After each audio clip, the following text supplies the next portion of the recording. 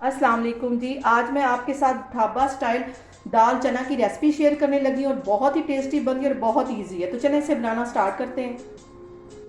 यहाँ पे एक प्याली की जितनी मैंने चना दाल ले ली है और इसको तकरीबन 2 घंटे पहले भिगो लिया था और ये देखिए अच्छे से ये फूल गई है। तो आगे मैं आपको दिखाती हूँ। पानी को मैंने ड्रेन कर लिया और ये इसमें कढ़ाई में डाल दूँगी और 1 से 1.5 गिलास के करीब इसमें मैं पानी डाल दूँगी और इसके साथ ही 1 टीस्पून के करीब इसमें मैं हल्दी डाल दूँगी और इसको बिल्कुल हल्की आग पे पकने के लिए छोड़ दूँगी। जैसे ही दाल अच्छी तरह सॉफ्ट हो जाएगी तो फिर मैं आपको दिखाती हूँ। यहाँ पे देखें जी, दाल को रखे हुए मुझे तकरीबन आधा घंटा हो गया है और दाल अच्छे से गल गई। इसका बिल्कुल हलवा नहीं बनाना, बस इतना हो कि ये बिल्कुल गली हुई और आसानी से टूट जाए। अब इसको मैं बाहर निकालती हूँ तो फिर मैं आगे आपको दिखाती हूँ। अब उसी कढ़ाई के अंदर तकरीबन आधी प्याली से भी थोड़ा सा ये कम कुकिंग ऑयल है, ये इसमें डाल दूँगी और इसके साथ ही मैंने एक बड़े साइज़ का प्याज बिल्कुल बारीक चॉप कर लिया था, ये इसमें चला जाएगा।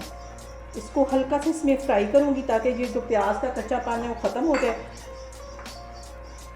अब इसके साथ ही मैं कुछ साबुत मसाले ऐड कर दूँगी ताकि इनका फ्लेवर भी अच्छा सा ऑयल के अंदर चला जाए। एक बड़ी इलायची ये इसमें मैं डाल दूँगी और 2 छोटे छोटे टुकड़े ये दालचीनी के ये डाल दूँगी और 3 से 4 ये लौंग ये इसमें चले जाएंगे। इसको भी अच्छी तरह इसमें मिक्स कर लेना है।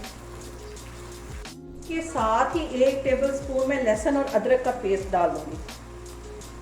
इसको भी अच्छी तरह घी में फ्राई कर लेना है।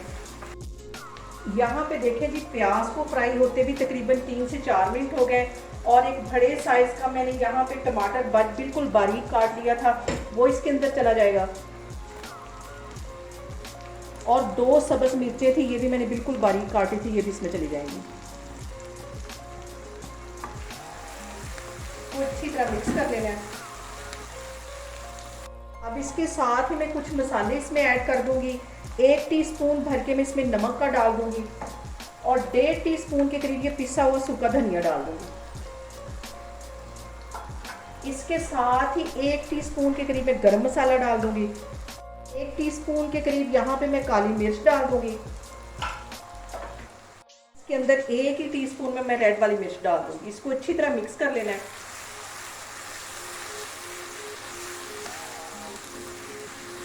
यहाँ पे देखें जी, दाल का मसाला भूनते हुए मुझे तकरीबन 10 मिनट हो गए और अब मैं इसके अंदर ये दाल डाल दूँगी। दाल बहुत अच्छे से गली हुई है, इसलिए इसमें ज़ोर ज़ोर से चम्मच नहीं हिलाना, आराम से इसको मिक्स करेंगे।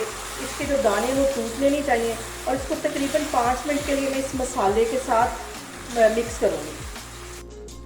दाल को अब मैं इस मसाले के साथ तकरीबन 5 मिनट के लिए अच्छी तरह भून लूँगी। और आपने मेरी रेसिपीज़ बनाते वक्त बिल्कुल भी घबराना नहीं, मेरी वीडियोस को बिना स्किप किए हुए देखना है। इंशाल्लाह ताला आपकी रेसिपीज़ भी ऐसे ही बनेगी। और अभी इसको मैं 5 मिनट के लिए अच्छी तरह दाल को मसाले के साथ भून रही हूँ ताकि दाल में सारे फ्लेवर अच्छे से आ जाएँ। तो फिर 5 मिनट के बाद मैं आपको दिखाती हूँ। यहाँ पर देखें जी, दाल को कवर करके रखे हुए मुझे तकरीबन 5 से 7 मिनट हो गए और ये अच्छी सी देखें तैयार होगी। इसको मैं साइड पे करती हूँ, एक मज़ेदार सा इसका तड़का तैयार करती हूँ। यहाँ पे तड़का तैयार करने के लिए ले लूँगी मैं एक पैन और उसमें तकरीबन 1 टीस्पून के करीब कुकिंग ऑयल डालूंगी, क्योंकि अगर मैं डायरेक्ट मक्खन डालूंगी तो वो सारा जल जाएगा। अब इसके अंदर मैं मक्खन डालती हूँ। यहाँ पे मैं इसके अंदर मक्खन डालती हूँ और इसके मेल्ट होने का थोड़ा सा वेट करती हूँ। इसके साथ ही 1 टीस्पून के करीब मैं ये ज़ीरा डाल दूँगी और 4-5 ये रेड वाली साबुत मिर्चें ये डाल दूँगी। इसको हल्का सा इसमें फ्राई करूँगी। मिर्चों को जलना नहीं चाहिए, बस हल्का सा इसको फ्राई करना है। तड़के को अच्छा सा कलर देने के लिए यहाँ पे मैं आधा टीस्पून के करीब कश्मीरी रेड वाली मिर्च डाल दूँगी।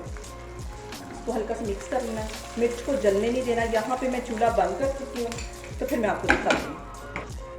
अब ये तड़का मैं दाल के ऊपर से डालती हूँ। तक यहाँ पे मैं दाल को करती हूँ धनिए और सब्ज़ मिर्चों के साथ गार्निश। बहुत ही मज़े की ये ढाबा स्टाइल हमारी चना दाल बन के तैयार हो गई है। ये सब्ज़ मिर्चें इसे मैंने लंबाई में काट लिया था, ये इसके अंदर डाल दूँगी। यहाँ पे मज़ीद चटखारा लेने के लिए मैं साथ रख दूँगी लेमन। यहाँ पे देखें जी, बहुत ही टेस्टी और बहुत ही मज़े की हमारी ढाबा स्टाइल मखनी चना दाल बन के तैयार होगी। आप लोग भी इसको लाजमी ट्राई करें और मुझे कमेंट्स में बताएं कि आपको मेरी रेसिपीज़ कैसी लग रही हैं, और मेरी वीडियोस को ज़्यादा से ज़्यादा शेयर करें और मुझे सब्सक्राइब करें। इंशाल्लाह ताला मैं एक और वीडियो के साथ आपके सामने आऊँगी। अल्लाह हाफिज़।